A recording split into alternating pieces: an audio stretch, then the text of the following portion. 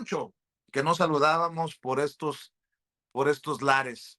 Es Camila Martínez, secretaria nacional de Comunicación, Difusión y Propaganda de Morena, joven, a quien respetamos y admiramos y que tiene mucho que aportar en este análisis. ¿Cómo estás, Camila? Gracias por llegar tan temprano con nosotros.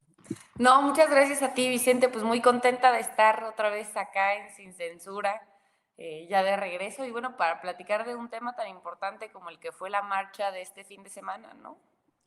Una marcha que tuvo tintes violentos, una marcha que estuvo infiltrada. Si eran los jóvenes los que se manifestaban, hubo otros intereses que también se manifestaron con ellos, echándoles a perder la marcha. Si era una marcha para exigir justicia por el asesinato de Carlos Manso, el presidente municipal de Uruapan, pues estuvo mezclada con otros intereses, ya sea de los Ujú. jóvenes o de los partidistas. ¿Cómo lo ven ustedes en Morena, Camila? Sí, no, completamente de acuerdo contigo. Pues mira, nosotros siempre hemos sido muy claros, ¿no? Desde Morena creemos que toda manifestación es legítima y que toda manifestación se debe respetar, ¿no? Venimos de un movimiento que además, pues tú lo sabes, Vicente, ¿no? Nosotros siempre marchamos durante el sexenio de Enrique Peña Nieto, durante el sexenio de Felipe Calderón y nos tocaron algunas de las peores represiones que se han vivido en este país, ¿no? Yo me acuerdo mucho, por ejemplo, de la violencia que hubo cuando Enrique Peña Nieto estaba tomando protesta como presidente, ¿no? Donde utilizaron a las fuerzas policiales en contra de la gente. Por supuesto, toda la violencia que hubo en las protestas durante el caso Ayotzinapa, no solamente en la Ciudad de México, donde vimos cómo llegaban los granaderos, cómo golpeaban gente, la verdad es que las imágenes eran una cosa terrible, ¿no? E incluso en otros estados de la República vimos que jóvenes que estaban manifestándose, exigiendo justicia por el caso Ayotzinapa, ¿no? Eran levantados, desaparecidos en todo el país por las fuerzas federales, ¿no? Entonces, nosotros venimos de esa experiencia tan violenta que sufrimos en carne propia, ¿no? Y eso hace que para nosotros el derecho de manifestarse de las otras personas, coincidan o no con el proyecto de Morena, sea sagrado, ¿no? Entonces, eso empezamos diciendo, ¿no? Libre manifestación, por supuesto, estén o no de acuerdo con nosotros, pero sí decir que el respetar la manifestación no nos puede hacer cerrar los ojos ante las brutalidades que tú, por ejemplo, acabas de pasar a través de estos videos, ¿no? Creo que quedó muy claro durante la manifestación, pues que intentaron presentarlo como una protesta de la generación Z. En realidad vemos que había muy poco de generación Z, la mayoría eran pues adultos de más de 40 años, además de una cierta clase privilegiada, ¿no? Vimos también en la marcha muchos personajes de la derecha, ahí estaba Fernando Belauzarán, ahí estaba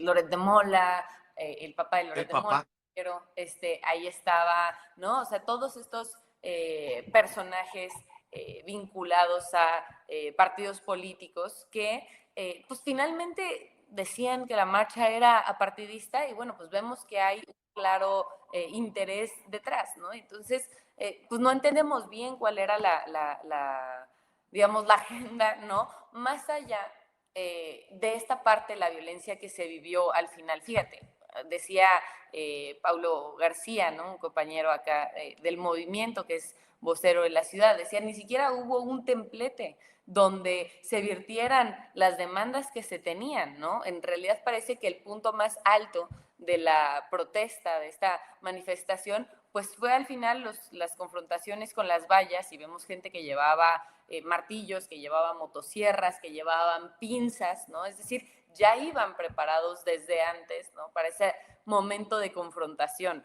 Entonces, pues sí, me parece que vale la pena desde Morena como desde, yo creo que todos los partidos políticos lo deberían hacer, Vicente, ¿no? Hacer un llamado a la paz, ¿no? A no volver a caer nunca en esta violencia que vimos, ¿no? Y que todas las manifestaciones que se tengan, que son, repito, legítimas, ¿no? Que es respetable que la gente tenga demandas y quizá que no coincidan al 100% con el proyecto de la Cuarta Transformación, lo puedan hacer, pero no de la manera en la que vimos, ¿no? No con ese nivel de violencia donde incluso pusieron en riesgo pues a familias que iban, ¿no? Ujú.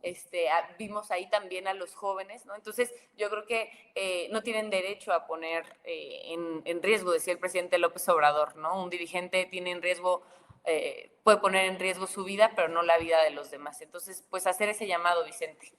Camila, yo no olvido, y Ceci me ha rescatado el video número 8 en nuestra lista, que es del Güero Castañeda, que en un programa de televisión, creo que fue en Televisa, hizo estas declaraciones. Jorge Castañeda, el que fue canciller en el gobierno de Vicente Fox, que era de izquierda, se derechizó, se ultraderechizó y se convirtió en el racista que dice que Putla es un pueblo arrabalero y seguramente ustedes se acuerdan de esto.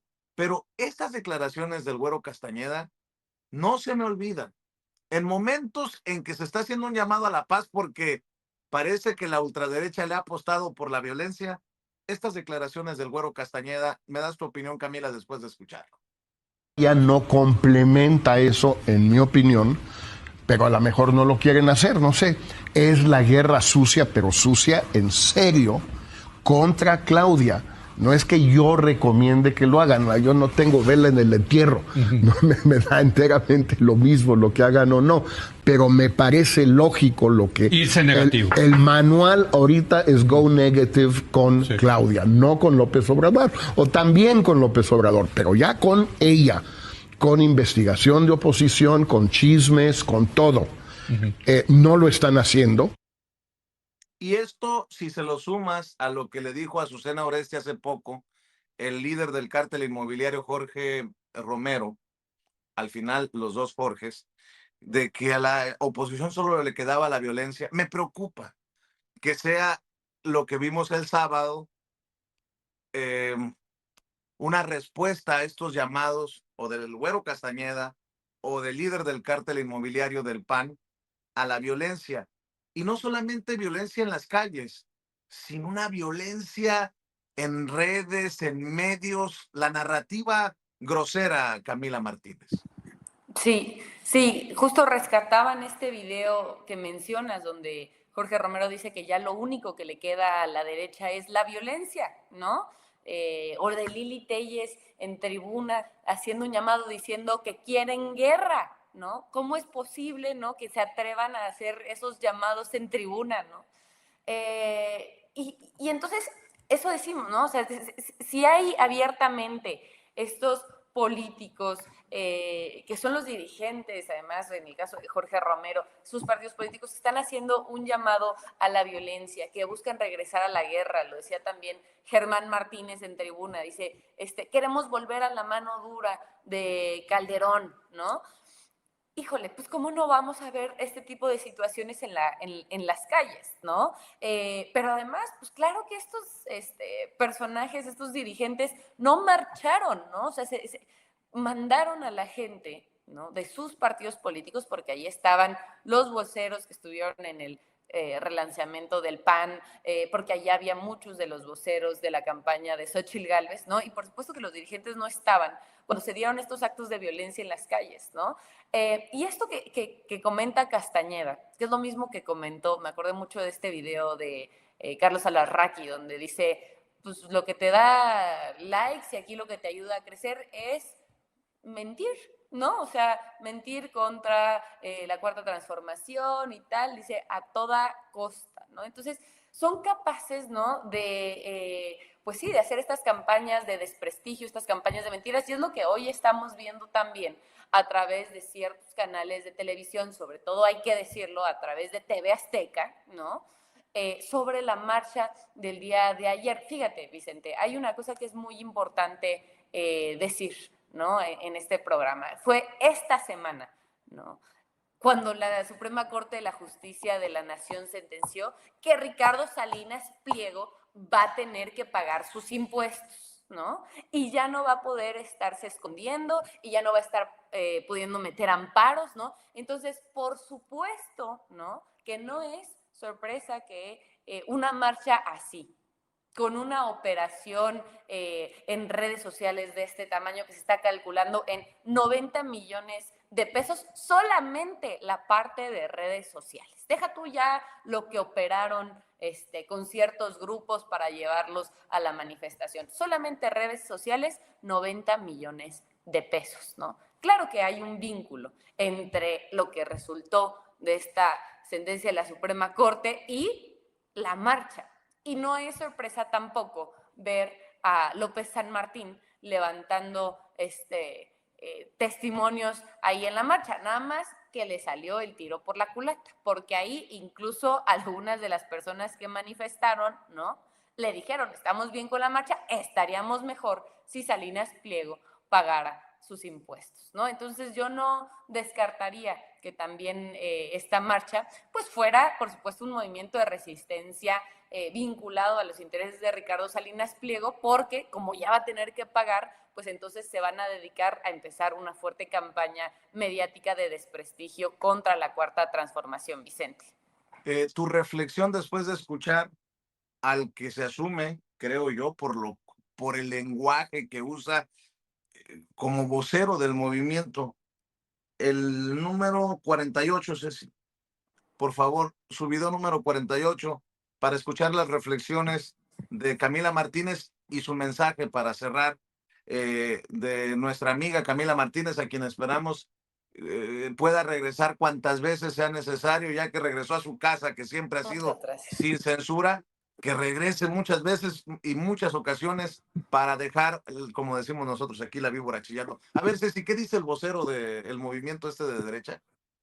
Amigas y amigos, hoy no marchamos contra nadie, marchamos por todos los que ya no están, por los que temen, por los que sueñan, por las que buscan, por los que se van de su país en busca de una oportunidad, por todos y cada uno de las y los mexicanos. Que nuestra voz sea un grito de paz y de unidad, porque México nos necesita a ti y a mí, nos necesita a todas y a todos. Estos no tienen vergüenza, paz. Cuando vemos cómo pateaban a un policía en el piso, cuando veíamos a un personaje decirle se van a morir porque venimos armados, ¿de qué me habla? Camila Martínez, secretaria nacional de Comunicación, Difusión y Propaganda de Morena, ¿con qué cierras? Pues yo cierro diciendo que cómo es posible que una marcha que decía protestar en contra de la violencia haya terminado así, haya terminado con esas escenas donde con pinzas golpean a policías entre varias personas, ¿no? Donde ya iban armados, donde hubo mucha violencia. Me parece que no tiene mucho sentido, ¿no?